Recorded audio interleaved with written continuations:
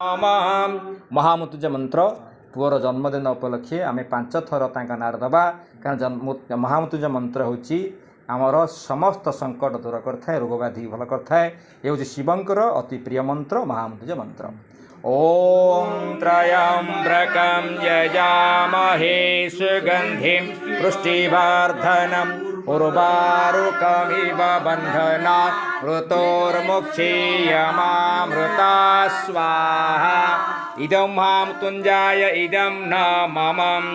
ओम त्र्यंबकं यजामहे सुगंधिं पुष्टिवर्धनम् उर्वारुकमिव बन्धनात् मृतोर्मुक्षीयमामृता स्वाहा। इदं महामृत्युंजय इदं न मम। ओम त्र्यंबकं यजामहे सुगंधिं पुष्टिवर्धनम् उर्वारुकमिव बन्धनात् मृतोर्मुक्षीयमामृता स्वाहा।